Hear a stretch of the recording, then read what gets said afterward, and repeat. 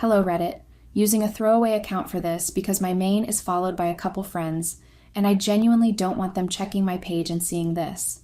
I'm 32, and my now ex-husband Andrew is 30. We were only officially married for a year, just a year. But we'd been together for 6 years. We have a 5-year-old son together, a surprise baby that turned out to be one of the best things to ever happen to us. I love that boy, and the fact that I don't get to see him every day anymore sits on my chest like a boulder. And I know exactly who to blame. Me and my stupid, idiotic, loud-mouthed ex, Caleb.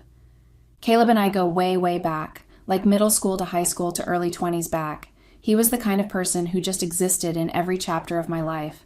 Our families knew each other. We were childhood friends, best friends, whatever label we floated between depending on the year. And yes, we dated. For a long time. For longer than we should have. I had a crush on him all through high school. He knew. Everyone knew. But he always dated someone else, and when I finally worked up the courage to ask him out, I got rejected. Twice. Then after high school and college, we were still close. Close enough to start hooking up, but not close enough for him to commit to me. He wanted all the boyfriend benefits without ever actually being my boyfriend. He dated other people while sleeping with me, and I tolerated it way longer than I should have. At some point, I snapped and told him that if he couldn't commit, I was done. He caved, made it official, and then cheated on me a few months in. That was when I realized who Caleb really was and that he wasn't going to change. We stopped dating, but the messy on and off existed a while longer. Then life happened, people moved, he left the state, and the whole thing just dissolved. By the time I met Andrew, I considered Caleb a closed chapter. A stupid, embarrassing chapter, but a closed one. And no, I never told Andrew we dated. Fucked up? Yes. But at the time, I genuinely didn't see the need to. Caleb felt irrelevant, a ghost from a different life. When Andrew saw old photos or group pictures with Caleb in them, I'd just shrug and say he was a friend. Not a toxic situationship that spanned years, not someone who broke me more than once, just a friend. And I really, truly believed Andrew would never meet him in person. That belief is the exact reason I ruined everything. Because the stupid trip happened only months before my wedding. I had already been legally married, yes, legally. We signed the papers early because it made a bunch of logistical things easier. But our big wedding ceremony? That was still in the works. We were planning it, budgeting, arguing, picking venues, picking vendors. I'd always dreamed of a huge wedding, and the planning was stressful as hell.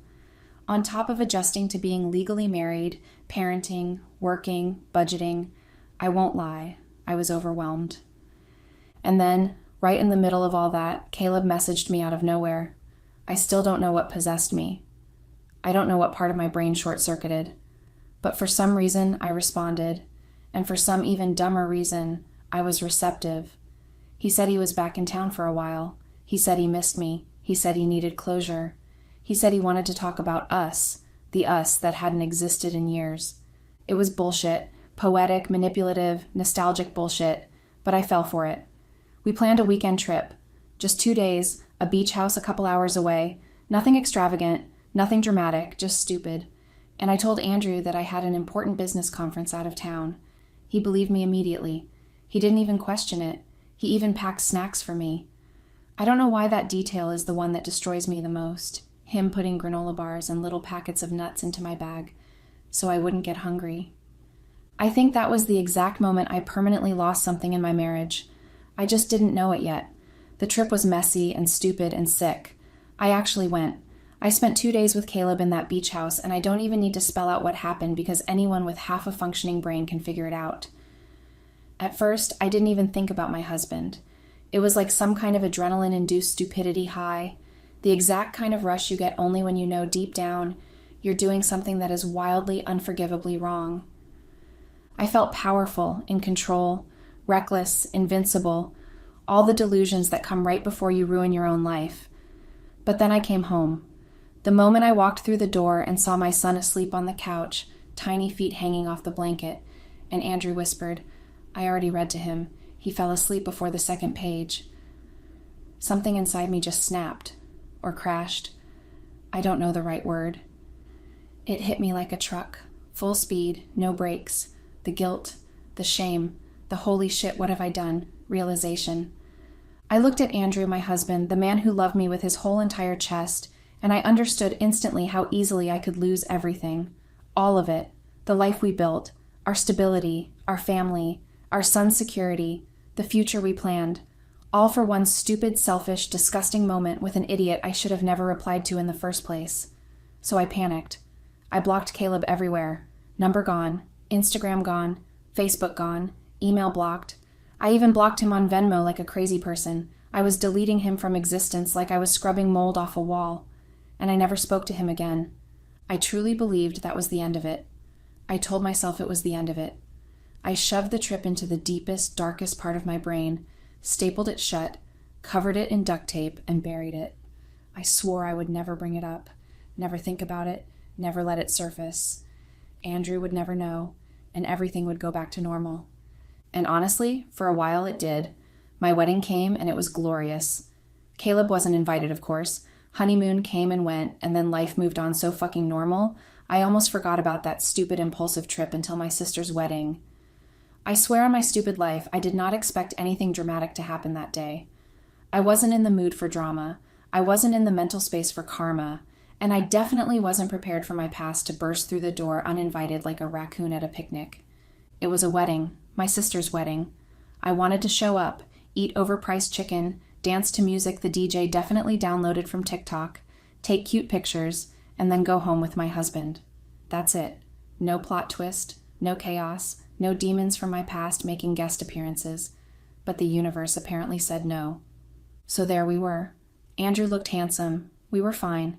Everything was chill. And then I saw Caleb, standing there among the guests like some cursed NPC from a past level of life I never wanted to revisit. I had blocked him everywhere. I had spiritually banished him. What the hell was he doing at my sister's wedding? I forgot that he and my sister's husband had been friends for years. I knew it.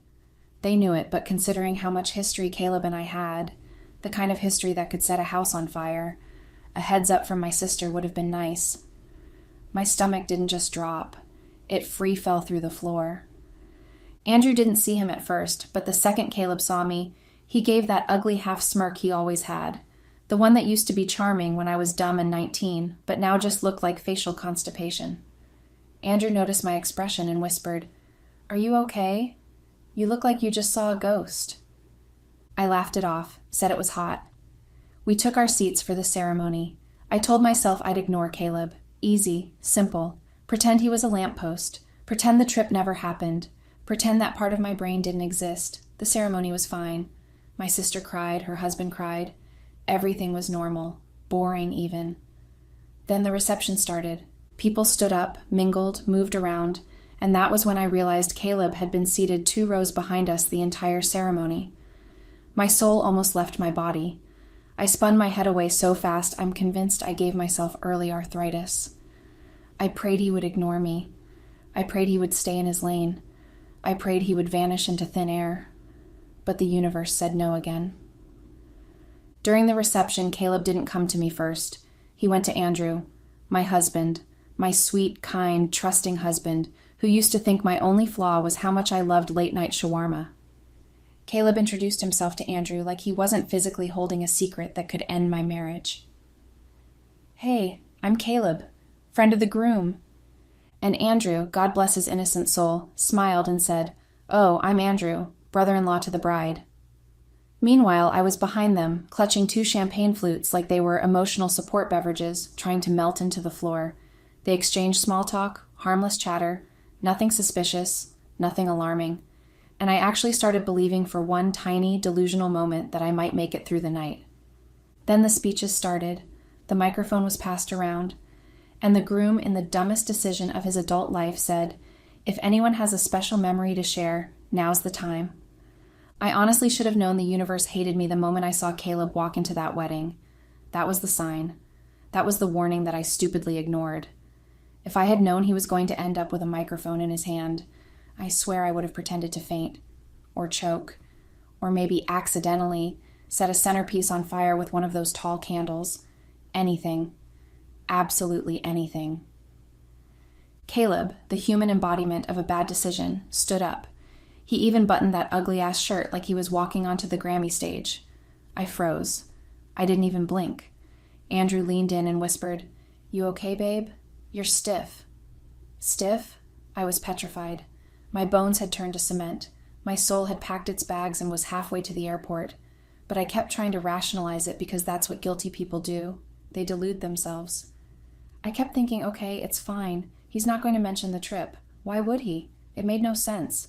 Zero. He's here for my sister and my brother-in-law, not to sabotage my entire existence. So I forced myself to breathe, forced myself to smile. Caleb took the mic. He was smiling. People were smiling back. The vibes were good. He started with normal stuff, harmless wedding fluff. Love is beautiful. Bride and groom are amazing. I've known them forever. All that predictable Hallmark card nonsense, and I was relaxing like a fool. Then, and I swear to God, this man is cursed, he laughed. A big, stupid laugh that already told me something terrible was loading in his brain. He goes, "Madeline and I talked about this on the trip we went to. Crazy trip, by the way. Absolutely wild. And we talked about how the bride and groom were so perfect for each other." I didn't hear anything after that. My whole body shut down. My vision blurred like someone smeared Vaseline on my eyes. I dissociated so hard I probably entered a second timeline. Andrew turned to look at me slowly, that slow turn people do in movies when they're connecting dots. His eyebrows pulled together. It wasn't anger. It was curiosity and suspicion. A quiet husband is basically a human lie detector waiting for you to slip up. My ears were ringing, my mouth was dry, my palms sweaty like I was about to go rap battle Eminem. Then Andrew whispered, "What trip?" I swear my soul tried to exit my body through my ears. I somehow pulled a lie out of my ass and said, "Oh, just something old, before you. It was like a college thing." Andrew raised a brow. Not angry, not confrontational, just thinking. You never want the husband who thinks silently. That's the one who investigates like the FBI with no credentials. I felt sick the entire rest of the night, genuinely nauseous. My stomach was doing gymnastics. I wanted to walk up to Caleb and tell him something that would scar him for life. The miserable bastard. He had no reason to bring that up. None. Zero. He went out of his way to remind me that he could still ruin things just by opening his stupid mouth. The rest of the wedding was a blur, dancing, speeches, photos, laughter I didn't hear. I was just waiting for Andrew to pull me aside and say, "So explain the trip again?" But he didn't. He didn't say anything, nor did he ask anything. He didn't bring it up all the way home, and that silence tricked me into thinking I had escaped yet again. The next couple of days were so normal, it actually pisses me off in hindsight. Like everything was functioning too perfectly, almost like the universe was giving me a head start before it ripped the floor out from under me. I genuinely believed it was going to be fine. Caleb had tried to fuck up my marriage, but his pathetic little stunt hadn't landed, hadn't worked. The fucking bastard. I even drafted a message, a beautifully vicious, paragraph-long throat punch of a text, something that would have bruised his ego for decades. I swear, it would have made his stupid ancestors feel shame. But the longer I stared at it, the more I realized, what if that pissed him off enough to actually go through with it? To reach out to Andrew and describe the trip in disgusting, slow-motion detail. No, I couldn't risk it. I couldn't fix any of that if it spiraled, so I just deleted it and pretended he didn't exist. Then one evening, we were sitting on the couch with our son between us, going through the photos my sister had sent from her wedding. She'd already uploaded half of them online, too. Our son was giggling at random photos, Andrew was smiling at him, and for a second, I actually relaxed.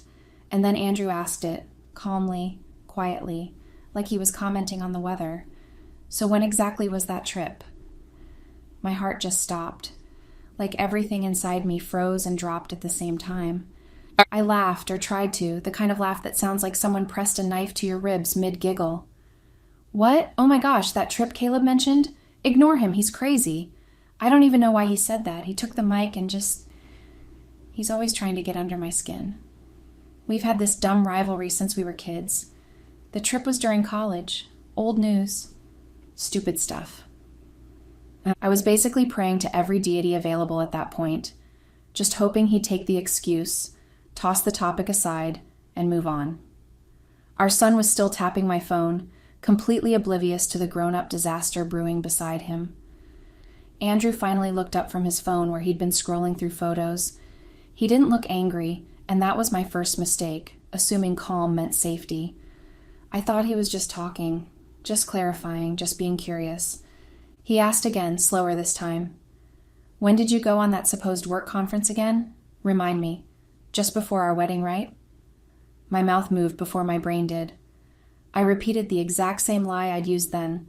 The mythical conference, the fake hotel, the classic, "I was so tired when I got home I forgot to tell you half of it" excuse. It had sounded fine back then. Now it just sounded like I was vomiting excuses onto the floor. Andrew just listened, calmly, still scrolling, not interrupting, not reacting.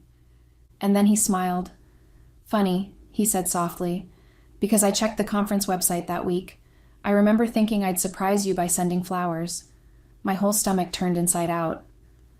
"There was no conference in that city," he continued. "Not then, not anywhere close to then." I swear the room tilted. Our 5-year-old was still babbling nonsense at his reflection in my phone. He had no idea his mother's life was catching fire right in front of him.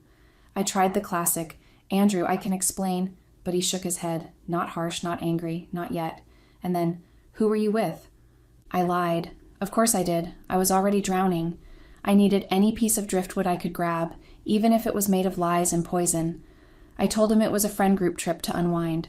I told him Caleb was there because he always forces himself into things. I told him nothing happened. I told him I didn't say anything because he would have wanted to come and it would have been awkward. I told him our friends could back me up because of course they would cover for me. The lies piled so fast I could barely keep them straight. Andrew just stared, and then he asked a question I wasn't ready for. "Then why did you block Caleb?" I froze. How the fuck did he know that? Had he checked my phone at some point? Had he scrolled too far when I wasn't paying attention? Had he suspected me for longer than I realized? I didn't know. I still don't know. I was gasping for breath like a fish out of water. He sent our son to the living room before turning to me completely, and then quietly, without raising his voice, started laying into me. "Why did your phone die the entire weekend? Why didn't you send any photos? Why did you come back with a suntan when you said you barely left the hotel?" How the fuck did this man notice everything? And if he had noticed all these, why did he never say anything? He just saved them and waited. Why? I still don't have an answer to that, but that day he was lining them up like evidence in a case. My hands were shaking so badly I had to hide them under my thighs. All I could think was lie, lie, lie, lie, because the truth would kill everything instantly. How was I supposed to tell him that I spent 2 days alone in a beach house with Caleb? How? So I doubled down, tripled down, dug deeper. More lies, thicker lies and denial. The next couple of days after that were honestly the worst kind of torture. It was so quiet. I kept pretending everything was fine for our kids' sake, smiling, playing, acting like I wasn't crumbling inside like old drywall. Meanwhile, in my chest, panic, pure panic, constant, choking, acidic panic. I didn't know what to do, didn't know who to talk to, didn't know what Andrew was thinking or planning or piecing together, and not knowing ate me alive like a parasite. I couldn't talk to my parents. How would that even start? "Hey, Mom, so I might have blown up my entire marriage because I made the dumbest decision of my life. Can we chat?" No, I couldn't talk to my siblings. Couldn't talk to my friends because then what? Admit I cheated? Admit I lied? Admit I ruined the one good, stable thing I had? There was nobody. Absolutely nobody I could tell this to. So it just sat in me, growing mold, poisoning everything. I was anxious to the point where my hands couldn't stay still. I was sweaty and shaky and nauseous in the most mundane moments. Folding laundry? Panic. Washing dishes? Panic. Hearing Andrew walk past me? Panic. After that night, Andrew didn't accuse me again, didn't question me, didn't mention the trip or Caleb or anything even close. And for a stupid, microscopic moment, I let myself hope we could just move past it, ignore it long enough for it to fade. God, the delusion, because when you're desperate, when you know you fucked up beyond comprehension, your brain clings to any tiny fantasy. I was an idiot, a sloppy idiot. I thought wiping messages and blocking Caleb magically erased a whole trip, a whole weekend. But then came the confrontation. It happened on a day when we barely said a word to each other. Our son was spending the night at his grandma's, which usually meant one thing. Our little at-home date night. A bottle of wine, some snacks, a dumb movie, arguing about the plot, laughing, complaining about work, but not that night. I came out of the shower humming, wrapped in a towel, trying to act normal, and Andrew was sitting on the couch, just sitting, not on his phone, not watching TV, just sitting. He told me to sit down. His voice wasn't angry. It wasn't even cold. It was tired, hollow, like someone who had already cried, already screamed, already broken, and had nothing left except the truth. "You know how much I hate when people take me for a fool," he said softly, almost too calmly. "And it seems that's what you're trying to do. Do you think I'm stupid? Sit down, Madeline." My knees buckled, actually buckled. I sat down like someone pressed a button and turned my bones into jelly. My throat closed up. My brain just shut down. And then Andrew showed me what he'd been doing while I'd been desperately pretending nothing was wrong. First thing he pulled up? The phone bill. I didn't even think about that. Didn't even cross my mind. He had found clusters of calls from an unknown number the exact week I left for the conference. He found text logs, not the content, obviously, but the timestamps lining up almost perfectly with the days I was out of town. Then a sudden total silence the day I got back. He slid the phone toward me and asked, "Do you have an explanation for this?" My throat felt like I'd swallowed fire, like someone poured alcohol down my esophagus and lit a match. But he wasn't done. He asked for my phone. I froze. Everything in me froze. Saying no would have been basically confessing, but saying yes meant handing him the murder weapon. But I gave it to him anyway, because at that point, what was the alternative? I was already halfway buried. Andrew opened my calendar. He didn't need anything hidden. My phone had automatically synced my location to my private timeline, a stupid, tiny, overlooked detail that betrayed me completely.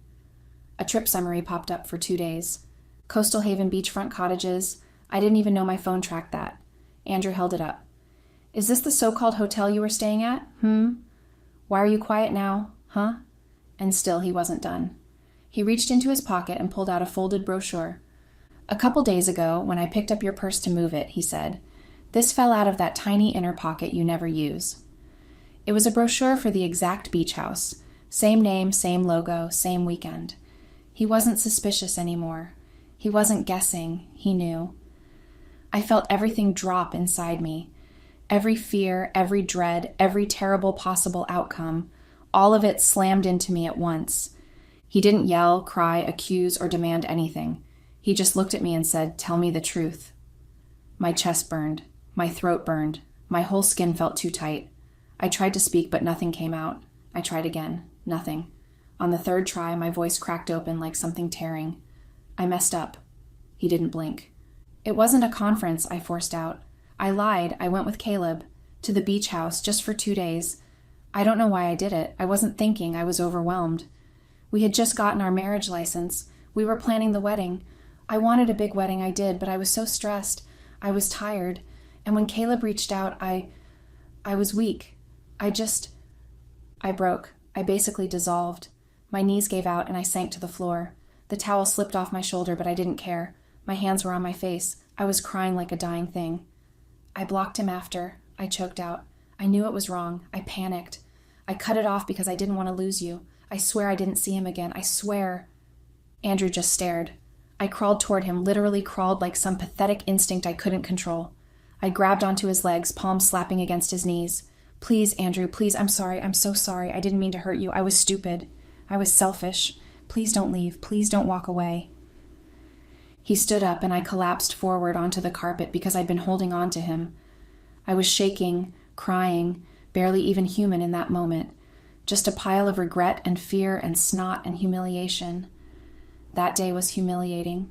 It was the day I realized I was actually going to lose him. Everything I was terrified of losing, it was already slipping away. Andrew snorted like he couldn't believe what he was hearing. "You didn't want to lose me," he repeated. "Yeah? And yet you cheated, just a couple months after we signed our marriage license." He picked up his phone and shook his head. "You looked me in the eye during our wedding ceremony and said vows to me, vows, after sleeping with another man, after lying about where you were, after blocking him because you knew it was wrong. and you still walked down that aisle like everything was perfectly fine." I genuinely thought I was going to throw up. The way he said it, the way he laid it out so plainly, it was like he slapped the truth directly into my face. He didn't yell or insult me, which I would have preferred. He just said it like a fact, and then he grabbed his keys. "I'm going to pick up our son from school. It's almost time." He paused at the door, and when he said the next part, he didn't even look at me. "I hope that weekend was worth it. You didn't just cheat. You didn't just make a mistake. You doubled down. You kept weaving lie after lie. You could have admitted it the night of your sister's wedding. You could have admitted it immediately after Caleb mentioned the trip. Hell, you could have admitted it a couple days later. But every single time I asked, you lied again. That's not a mistake." And then he left. The next morning didn't feel real. I walked into the kitchen and Andrew was already up, already dressed, already in this state of calm that didn't feel calm. It felt like someone who'd already done all their grieving in private. By the door were a couple suitcases, our son's backpack, Andrew's laptop bag. Not everything, just enough to tell me he wasn't staying the night, or the next night, or the next week. Our kid was excited. He thought he was going on a holiday, a fun little trip with Daddy. Meanwhile, Andrew's face was tight. When he finally spoke to me, it was flat. "We'll be staying with my brother for a while." I tried to reach out, to touch his arm, to beg, to say his name, but he cut me off. "Not now. I can't do another round of this today." "Andrew, please. I'm taking him. It's better this way. He said we needed space. We needed clarity. You know what that means. That's the kind of space people take before it turns into appointments with lawyers. He left with our kid." The house felt empty, in a way I didn't know a place could feel empty. Telling my family was its own kind of hell. I told my mom first. She cried a bit. My dad was disappointed. My siblings were quiet. My sister felt guilty because this whole disaster started at her wedding. She kept saying, "If I'd known Caleb was going to say something, I never would have let him touch that mic." But honestly, this wasn't on her. If she hadn't invited Caleb, I would have still lied. It still would have come out eventually. Andrew's family knew too. They didn't reach out, not even his sister, who used to text me memes every other day. Silence. All of them. For a week, I didn't hear from Andrew at all. I only heard from our son when I called Andrew's brother's wife, who let me talk to him on speaker. I went to work, but I wasn't really there. I messed things up, forgot things, zoned out. My manager kept eyeing me like I was about to quit or cry or both. Then a week later, Andrew finally sent a message. All it said was, "We need to talk about next steps." Andrew picked a cafe for our meeting. I showed up 10 minutes early because my nerves wouldn't let me sit still at home. I kept tapping my foot, rearranging the sugar packets, pretending to read the menu, even though the words looked like scrambled alphabets. He didn't bring our kid, and I didn't expect him to. This was an execution, not a reunion. Every time the door opened, my heart jumped into my throat. By the time Andrew finally walked in, I had rehearsed my greeting 20 different ways. But when I opened my mouth, nothing came out. My throat locked. My brain shut down. My entire body was stuck on buffering. He sat across from me like I was a stranger he needed to conduct business with. "Thanks for meeting me," he said, polite, calm. It hurt more than if he had yelled at me. Anger would have meant he still felt something. But this was nothingness. And nothingness is terrifying when it's coming from the person you built a life with. He didn't waste time. He didn't dance around it. He didn't even give me 1 second of false hope. "I've thought a lot about what comes next," he said, "and I want us to separate formally." It felt like someone reached into my chest and punched my ribs from the inside out. "Andrew, wait. Can we talk about maybe counseling or taking a break or—" "No." He cut me off gently, firmly. "We're already past that." "We don't have to be," I whispered. My voice was embarrassingly thin. "We are," he repeated. He slid a folder across the table. Inside were logistics. Just logistics. The apartment, the lease, financial accounts, the car, the furniture, color-coded tabs, printouts, a custody plan. He wanted full custody, because he earned more, because he was the more stable parent, because he could provide consistency. My hands were shaking so hard the papers rustled like leaves. "You're serious," I said, even though everything in front of me screamed that he was. "I am," he said, calmly. Tears gathered in my eyes. I thought maybe after time apart something could change. He shook his head slowly, not harshly, just resigned. What you did was unforgivable, he said. It's not something that can be fixed. I blinked fast, trying not to cry. One tear still slipped out.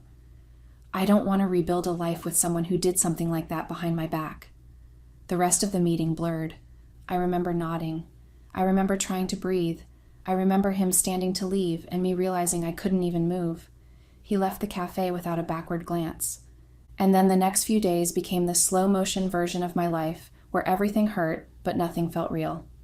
Andrew was the first to move out. He didn't throw things or slam doors or leave angry notes. He packed quietly, respectfully, as if he was closing the door on a memory instead of a marriage. He took his clothes, his toiletries, our son's things, and left me a list of every item so I wouldn't be confused later. I watched from the hallway as he carried out the last box. He didn't look back, not once. I took unpaid leave because I couldn't function. I'd go 48 hours without eating until my stomach physically reminded me I was alive. I cried in the shower so often the drain probably learned my name. I kept telling myself this was temporary. Andrew just needed air. He'd come around. But the only texts he sent were, "Pick up at 5? The lease says your signature is needed. Did the mail come? I'll drop off his lunchbox today." Cordial and businesslike. As if I were a former co-worker he didn't want to offend. The news spread quickly to family and close friends. Everyone had something to say, except the one person I silently hoped would apologize. Caleb. That man opened his big mouth at the wedding and detonated my life like it was a party trick. I hope he's miserable. I genuinely do. 4 months after the separation with the divorce crawling through the system, Andrew seemed to have fully adjusted to his new life while I was still miserable and practically stalking his socials. He had a new apartment. Clean, minimal, bright. He never let me inside. Every time I came to pick up our son, he was already outside waiting, our kid's tiny suitcase packed neatly. He never offered me water or invited me in, never even leaned on the doorframe, just boundaries. I went back to work eventually. The world doesn't pause when your life collapses. It just keeps marching like a parade you didn't get invited to. Rent was all on me now. Bills were all on me. No safety net. No backup plan. The apartment was too expensive, but I couldn't leave. It smelled like him. It held memories. It felt like the last piece of him I was allowed to keep, even if it broke me financially. At work, I was basically a zombie, like a body walking around with no soul in it. People would talk to me and I'd just blink at them, process the words 3 seconds late, and respond with something half logical. For months, that was my entire existence. Work, go home, maybe get drunk, maybe cry myself to sleep. That was it. That was all I had the mental capacity for. If I could have locked myself inside my apartment until the end of time and let the world burn outside my window, I would have, gladly. But bills exist, capitalism exists, and unfortunately my job doesn't allow my life exploded as an excuse to stay home. So every day looked the same. Wake up feeling hollow, go to work like a ghost, clock out, go home, eat too much or not at all, cry, try to sleep and fail, cry again, then finally knock out from exhaustion. Then I'd wake up, rinse and repeat. The only days that felt slightly different and less miserable were the weekends I had my son. I tried my best for him. I took him places, even if I felt like collapsing internally the whole time. His favorite was the aquarium. We went more times than I can count. And honestly, watching him press his hands to the glass and whisper, "Look, Mommy, look," was the only thing that genuinely felt like real life instead of punishment. Weekends without him, I won't lie, they were dark, really dark. My family treated me like I had detonated a bomb in the middle of a Sunday church service and then asked why everyone was screaming. My sister tried to be supportive, but even she had moments where she'd pause, shake her head, and say, "I still can't believe you did that." My parents were worse. They were disappointed in a quiet, tired way that stung more than if they'd yelled. Once, during a phone call, my mom sighed and said, "You had a good man, a very good man. I don't know what you were thinking." I hung up. I didn't have an answer. I don't think I ever will. By the 7th month, the divorce was finalized. People say closure brings peace, but I felt nothing. Or maybe the nothingness was the feeling. I was still miserable, but I was trying. I really was. I forced myself to go out more, bars, grocery stores instead of Instacart, short walks around the neighborhood, anything that made me feel like a human being again. I tried making new friends too, because most of my old ones were mutuals with Andrew. And of course, they took his side, which made everything awkward. The friends who were mine weren't really friends, more like acquaintances who loved gossip. They kept asking subtle, nosy questions about the divorce. I stopped hanging out with them. Making new friends has been unsuccessful so far, but I'm trying not to give up. I still see Andrew most times during pickups and drop-offs. He talks to me the same way he would talk to someone at HR or someone asking about a project deadline. Drop off at 6? I'll send his homework folder. He has a mild fever, monitor it. Professional and polite. It stings every time. Every single time. Sometimes I wish life came with a pause button. Something that lets you freeze the moment before you ruin everything. Or a rewind button where you could undo one stupid decision before it snowballs into catastrophe. Or even some kind of movie-style redemption arc where the universe says, okay, you messed up, but here's a second chance. But real life doesn't work like that. I can't believe I gambled my marriage, my partner, my family, on a stupid, impulsive 2-day trip with a man I didn't even think about afterward. A trip I buried so deep I almost forgot it happened until the universe dragged it back out and slammed it on the table in the most humiliating way possible. It hurt so much, and I don't think I will ever forgive myself for this, not ever.